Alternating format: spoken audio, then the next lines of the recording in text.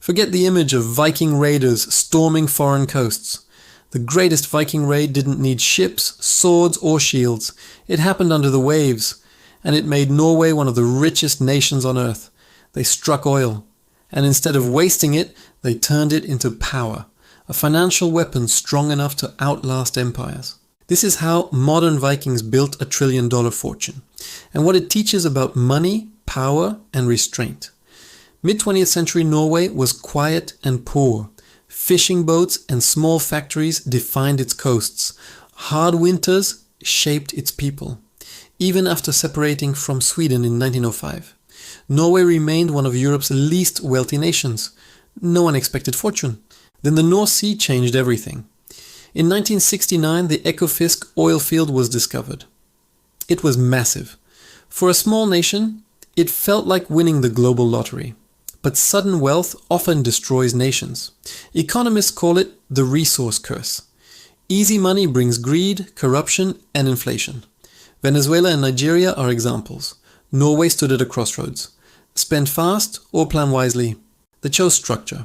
They built Statoil to keep oil under state control. They taxed heavily to benefit citizens. They enforced strict spending rules. In 1990, they made a historic decision. They created the Government Petroleum Fund, later known as the Government Pension Fund Global. Its mission was simple: save, invest, protect the future. Every krone from oil flowed into the fund. The government could only use 4% a year. The rest had to be invested worldwide, in stocks, bonds, and real estate. It wasn't a rainy day fund. It was a fortress built for centuries. Transparency was total.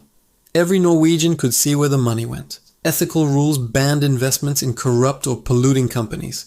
They didn't just build a fund, they built trust. Growth was slow at first, but patience compounds. By the early 2000s, the fund reached hundreds of billions. Today it exceeds $1.5 trillion. It owns about 1.5% of all public companies on Earth. It holds real estate in New York, London, and Paris. Every Norwegian effectively owns around $250,000 in global assets. This is what happens when a nation replaces greed with discipline.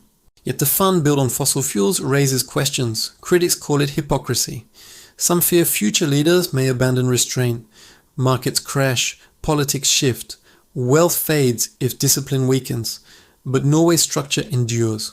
While others drowned in debt, Norway stayed afloat because it built for storms, not sunshine. The Viking raids ended 1,000 years ago, but their descendants still conquer. Through patience, policy, and purpose. Real power isn't in discovery, it's in design. Most nations spend like raiders. Norway invested like shipbuilders.